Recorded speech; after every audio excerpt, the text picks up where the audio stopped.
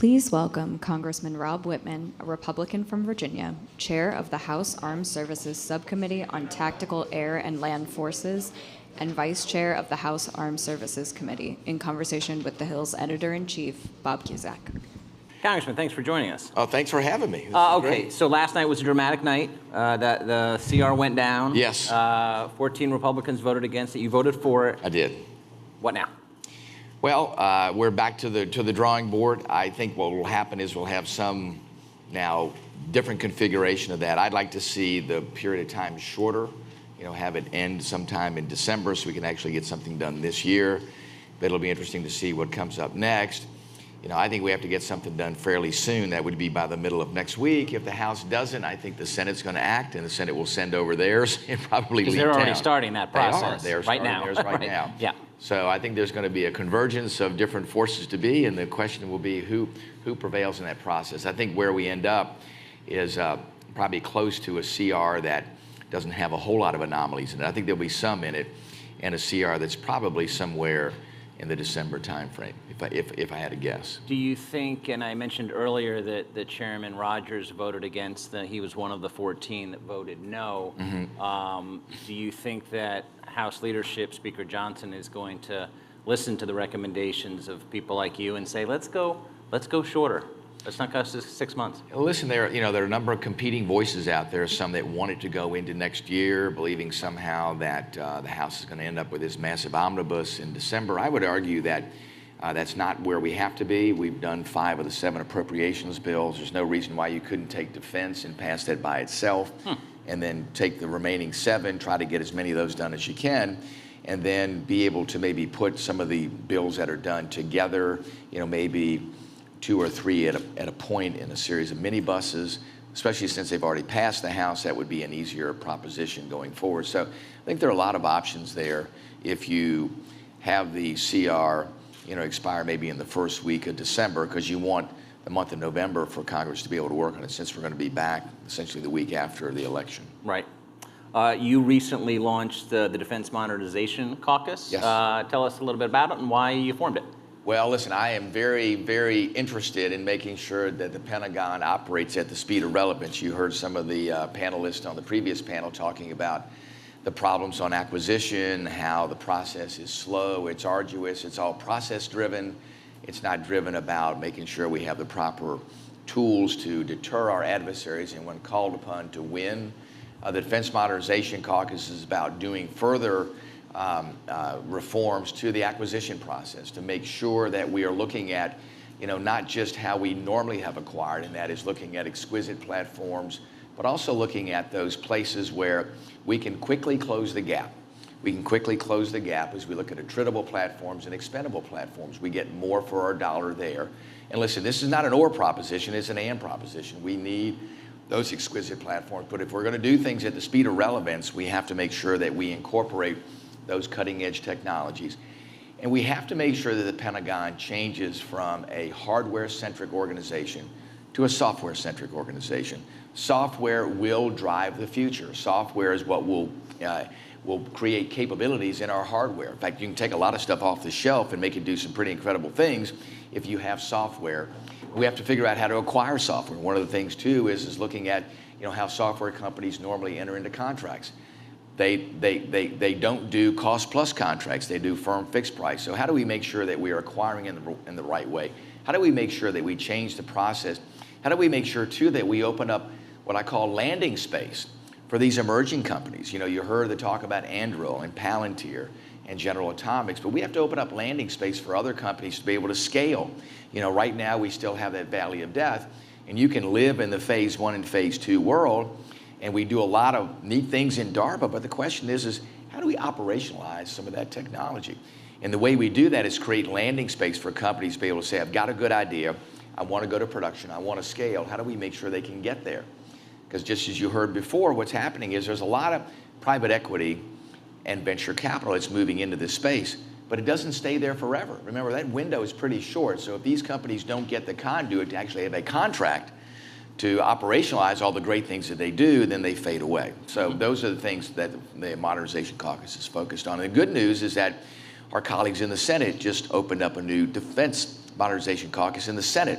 Senator Mark Kelly, Senator Kevin Cramer, who I served with in the House, have started on the Senate side. So there's a lot of synergy that's unfolding there with that effort.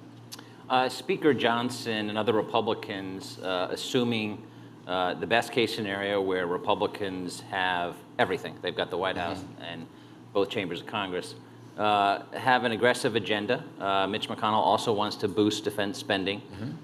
Republicans want to extend the Trump tax cuts. That would be roughly $4 trillion just on the tax cut component. There are other pricey proposals coming from both candidates. But you know, very few are talking about debt, and many people have testified before Congress that debt is a massive national security concern. How do you balance that? Well, listen, it is a significant concern. I had a town hall with the folks at the Richmond Federal Reserve, and the director there said the number one question he gets when he travels around the Richmond region for the Federal Reserve is deficit and debt. And it is a strategic and economic challenge for this nation. And it's a simple math problem. I mean, we have to be able to address all aspects of the budget, both discretionary and non-discretionary. The one place that becomes politically perilous to even mention are the autopilot spending programs. And if you look today, we have about $1.6 trillion in spending on the discretionary budget side, appropriation side. If you look just today, the last 365 days, the deficit's $2.4 trillion. If you could cut out all discretionary spending, you still don't get anywhere close to addressing the deficit. We have to have an adult discussion about the entire spending in the United States, all of it. Put it on the table, and I think you have to have a dialogue with the American people. And so here's the math problem. And rely on them to give you the feedback to what they believe the solution should be. Because if not, then it gets embroiled in this political back and forth. It becomes a political game of tennis, where it's back and forth. It's, you know, if you want to make any reforms to the system to make it balanced, and you want to take things away from people. No, these systems have people's money in there. We have an obligation to make sure they at least get that money back. But the trustees tell us if we don't fix those things, in the early 2030s, those systems run out of money, and run out of money quickly. So we have to do things, I think, sooner than later. In Congress's infinite wisdom, as you've seen in the past, I wish I could tell you that it would be done way up front. I suspect as the time draws nearer to the 2030s, that'll get Congress's attention and something will happen. I'd like to think that we would put in place measures that would create the long-term viability for those systems. But as we've seen in the past, sometimes there are short-term measures that buy you another 5 or 10 years of solvency in the system. I think if you're going to do it, you need to be all in and fix the system for the long term. And I think there's some pretty thoughtful ways to do that to protect. I want to emphasize, we need to protect the money that people have put into those systems. If not, then this whole thing gets turned upside down.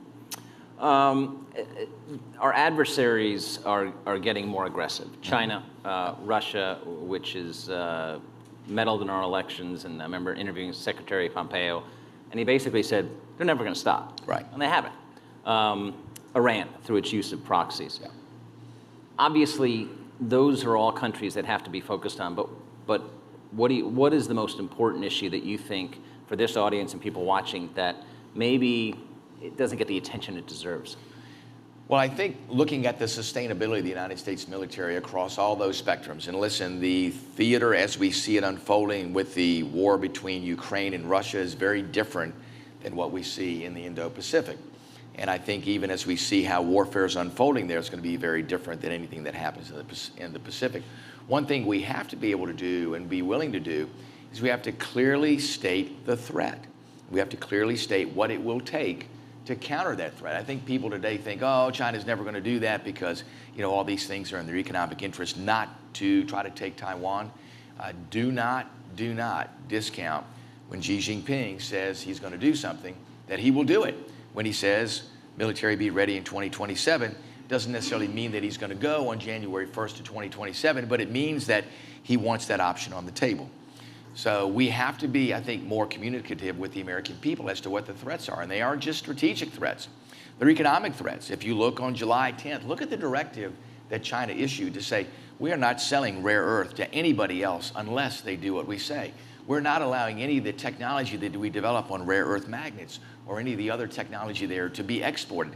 They are really ramping down to say we are going to control the part of the marketplace that they have through the years dominated. In critical minerals and rare earth elements, that's why I'm part of the Select Committee on China and I'm leading a working group on critical minerals and rare earth elements. We've got to get in the game there, because if not, China will have complete control over us in many ways that we don't even envision. And we got to, as Jerry Reed would say, we have a long ways to go in a short time to get there. We have to make sure that we get this done. And I think there are ways for us to get it done. I think there are a lot of ways we can capitalize this very quickly. Think about the things we have in the United States.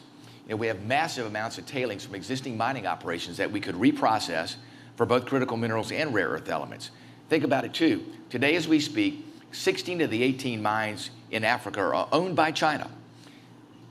We know what China does. They use forced labor. They destroy environments. They are the worst human rights violators on the face of the earth. They kill their own population. With the Uyghur population, they sterilize Uyghur women. Do you ever hear a word about that from the United States? Not a word. I mean, think about the things that we ought to be doing, but everybody's scared of China, don't want to upset China. Well, the only way that we're going to be able to take these things on is we have to be self-sufficient. We have to be able to separate ourselves from China on things that they have worked so hard in the years to occupy parts of the value chain. The greatness of America has rested in our value chain. We have been able to do things from the birth of materials to the sunset of materials. We have mined those materials. We've extracted them. We've refined them. We've smelted them. We've turned them into metals. We produce value-added products with the metals. Now we need to be recycling those metals. We have a lot of what we need already here in the country. We got to do more in recycling. We have to stand up to China for who they are. They have no interest in the rule of law. They have no interest in the dignity of the human being. They have no interest in protecting the environment. Just look at what they do in their own country. Look at some of the places you can't even breathe the air. And yet we enable them by surrendering ourselves to the markets that they dominate. We need to get back in the business, because we know when we develop our minerals, we'll do it better than anybody on the face of the earth. We'll take care of our workers. We'll take care of the environment. We are at a tipping point where we need to tell the American people this is an all-in proposition. We have to also develop our own energy, which we know we can do better than anybody else. We can develop nuclear power to do it in the cleanest way of anybody else and not build coal plants like China does.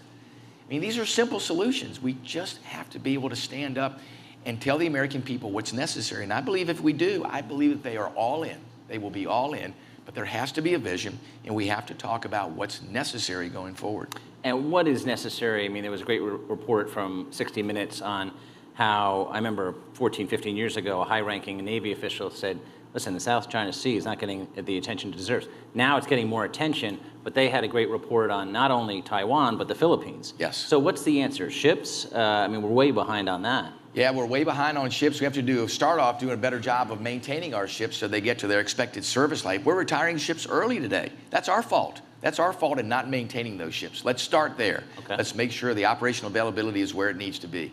Second of all, we do need to build more ships, but we need to not only build exquisite platforms, the aircraft carriers and the submarines, but we need to get into the attritable and expendable platform business. And we need to do that in mass quickly, because that is a game changer. When you combine those attritable and expendable platforms with the exquisite platforms, all of a sudden we have a massive amount of capability that really complicates the risk calculus for the Chinese. Those are things we can do quickly. We can close the gap with China. We have the technological know-how here, and I would argue we can do it better than the Chinese if we operationalize that. If you watch what's happening in the Indo-Pacific, especially in the South China Sea, and what they're doing in militarizing those coral reefs, which are now islands.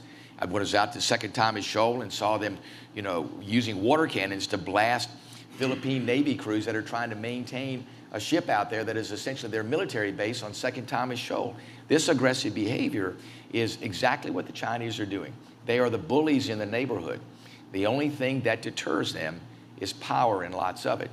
And we want to make sure that they understand that there will be a reaction to anything that they do, and we should be doing things in a preventive manner. I want to make sure that we do things each and every morning, and that is creating more capacity, more complexity to what China sees in the Indo-Pacific, Well, we need to make sure we do it to the extent where every morning Xi Jinping wakes up and goes, no, not today. And those are challenges for us because the Chinese continue to do things at the pace of relevance. We need to do things at the pace of relevance. And you heard the former panelists talk about getting the Pentagon to operate at the speed of relevance. I think there are a lot of good folks in the Pentagon, but there are also people that are what I call process-driven, and it's process-driven myopathy. It's, I'm going to follow process, whether the process is right or not, or whether they know instinctually that we could do things differently and do it better.